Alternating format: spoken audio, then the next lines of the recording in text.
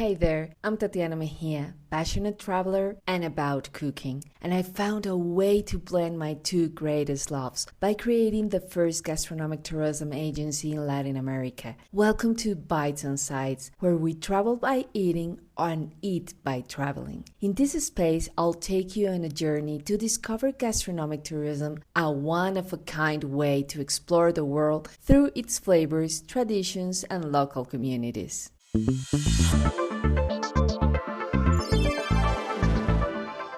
When we think of Argentina and its food, the first thing that usually pops into our mind is the asado. The unmistakable image of fire crackling, meat sizzling on the grill, and friends and family gather around. It's more than a meal, it's practically national symbol. But Argentina has so much to offer than just grilled meat. In this episode, we're diving deep into traditional recipes, native ingredients, and ancestral cooking methods that shape the country's diverse culinary landscape, from locro and empanadas to the influence of indigenous cultures and European immigrants. Every dish has a story that speaks of Argentina's cultural richness, because when we talk about a country's food, we're really talking about its people, their costumes, and the way they share life. In Argentina, food is a celebration. It's about gathering, about connection. And understanding that helps us to see cuisine as more than just a list of recipes. It's a mirror of a nation's identity. So today, we'll go beyond the grill to explore Argentina's culinary soul. How has its food evolved? What role do regional products and indigenous traditions play in today's kitchen? And most importantly, how can we enjoy the richness in a mindful and sustainable way? If you love food, travel, and the stories behind every bite, then this episode is totally for you. So get comfy. We're heading on a flavorful ride through Argentina.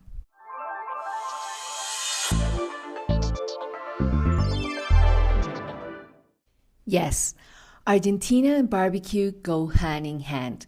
But trust me, the country cuisine is a whole universe of flavors far beyond the grill. Today we're going to explore Argentina through its different regions, discovering icon dishes, native ingredients, and long-standing traditions that define its culinary identity. Oh, I have got a little travel story to share too. Let's just say it ended up being a very tasty adventure. As always, we've got fun facts, book and music racks, and more to spice up the journey. So get ready. We're about to travel with our taste buds. Did you know Argentina is the second largest meat consumer per capita in the world, just behind the US?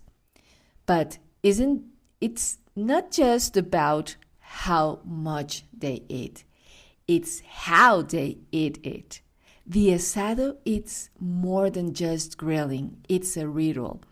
The fire gets going early, wood or charcoal. The meat goes on slowly and steady, and everything cooks with patience and love. No rush. It's usually paired with a good wine, a bold red, or even a Fernet and Coke, plus chimichurri along.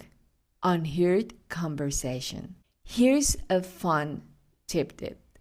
In Argentina, Sundays are basically sacred because of the asado. Families often gather at the home of El Asador, the grill master, who's the authority. It's pretty much undisputed. Now, if you're into food and fire, you have to check out Seven Fires by Francis Malman, an Argentine chef who's totally master of cooking with fire. This book dives into the different fire bases cooking techniques. I got hooked watching him years ago on the Gourmet channel. He had this show from Mendoza where he taught all about rustic countryside style cooking. I haven't watched it in a while, well, but I really love it. For music, because let it face it, no journey is complete without a good soundtrack. I highly recommend Samba para Olvidar by Mercedes Sosa. It's a beautiful piece of Argentinian soul. Or maybe a tango or chacarera. Pick your vibe. Oh, if you want to know why Argentina's beef is so good, check out the story on our blog at www.astuviaje.com. Just ahead to the Argentinian section and you'll find an article that digs into exactly that. It's inspired by one of my own experience there and an article I read in a magazine that really got it all together. Definitely worth a great read if you're a meat lover. And recently, I came across a series on Disney Channel that's a must watch. Nada. It's about a food critic. You know, one of those super sharp, witty, sophisticated types. It's fun. You'll fall in love with Buenos Aires and you'll drool over some seriously good Argentinian dishes. Now, let's move on because Argentina's food culture goes way beyond meat. I know we have been talking a lot about it, but there's more. Each region has its own specialities, many influenced by indigenous roots and European immigration. Take the empanada. The recipe changed depending on the province.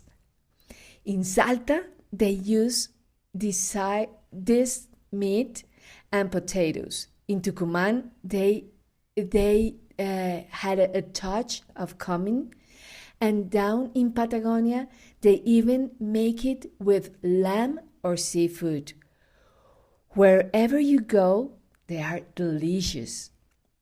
Let's talk about locro, a thick, hearty stew made with corn, squash, and meat. It's super traditional in northern Argentina and has deep indigenous roots. I tried it first in Mendoza. Yeah, it was in Mendoza. Paired with a local wine. Wow, it was so good. Another classic, the milanesa. Oh yeah, especially the milanesa a la napolitana. Totally inspired by Italian cuisine. Though the name it's a bit misleading because it's not really Napolitan. It's a breaded meat, cut topped with tomato sauce, ham, and melted cheese. You'll think of me when you watch Nada. Trust me. Watch Nada and then you will know about the milanesa. Trust me. And how could I not mention the choripan? Wow. A true street food staple. Grilled chorizo stuck in a crusty roll with chimichurri. So simple, so satisfying. And there's a quick local custom. In Buenos Aires, there's this tradition called vermouth with chips and a good show. It's exactly what it sounds like. Sipping vermouth with soda, snacking on chips or peanuts, and enjoying some entertainment. So classic porteño. Now about those native ingredients and ancestral cooking, let's dig deeper. If we head north, we'll find ingredients like quinoa, corn, and charqui. a kind of dried meat, all inherited from indigenous communities.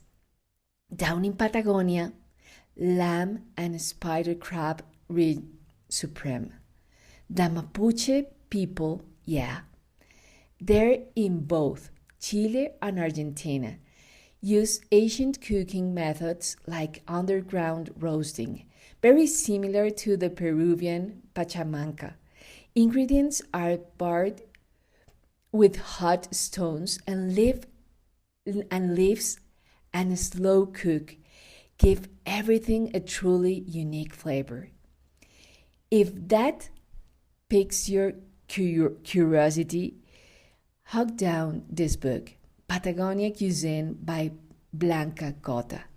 It's a gem for discovering the flavors of the southern tip of the world. And now it's story time. This one from a trip I took to Argentina with a friend many years ago. I had to see Iguazu Falls, but we were on a tight budget. This was maybe 16 or 17 years ago, so flying wasn't an option since we had several stops planned. I told her, let's go by bus, first class. It will be comfy. Just take that. It was it's gonna be around 12 hours. Well, it wasn't 12 hours. It was 24. When she realized this, she gave me that look. You know that look? Pure fury. And it got worse when I fell asleep while she stayed awake the whole ride, foaming and counting the hours. But somewhere around town, the bus stopped at a little roadside finca to eat. I stumbled off, half asleep, and she was still mad. Actually,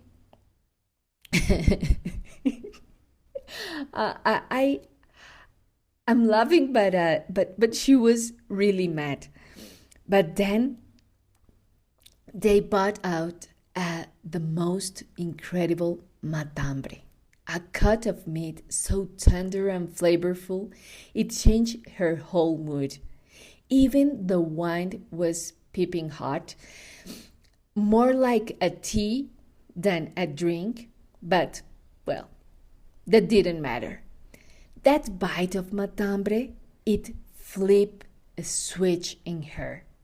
She looked at me and said, "This is delicious!" And it really was. One of the best I have ever had. To this day, I'll never had another one quite like it.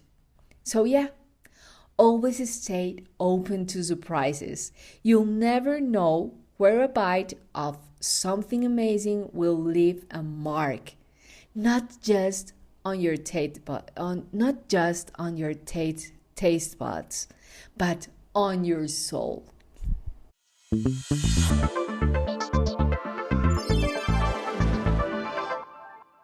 So today we explore Argentina through its food and found out that asado is just the beginning of a rich, flavorful journey full of stories, traditions, and heritage.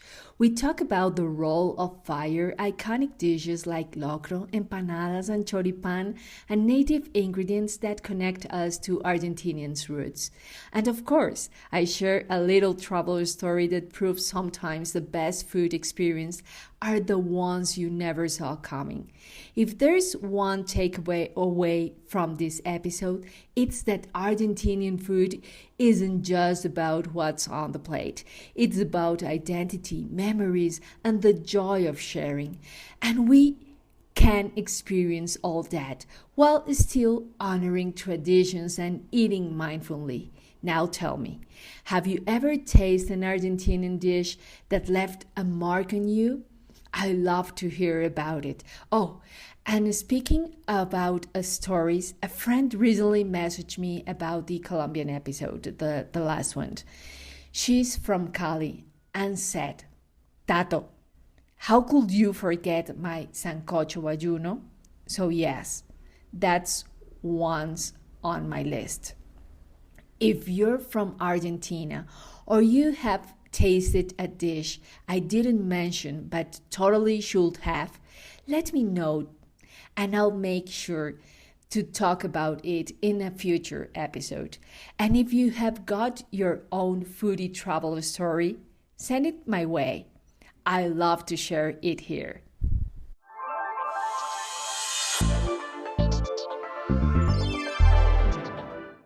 If you like this episode, go ahead and hit that subscribe button so you don't miss what's coming next.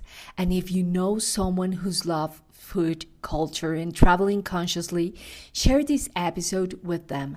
It's a beautiful way to spread this flavorful journey. That's it for today. Remember, every trip, every bite is a chance to connect more deeply with the world around us. So wherever you are, keep exploring, keep tasting, and keep discovering, because the best way to truly know a place is to eat it. Talk soon.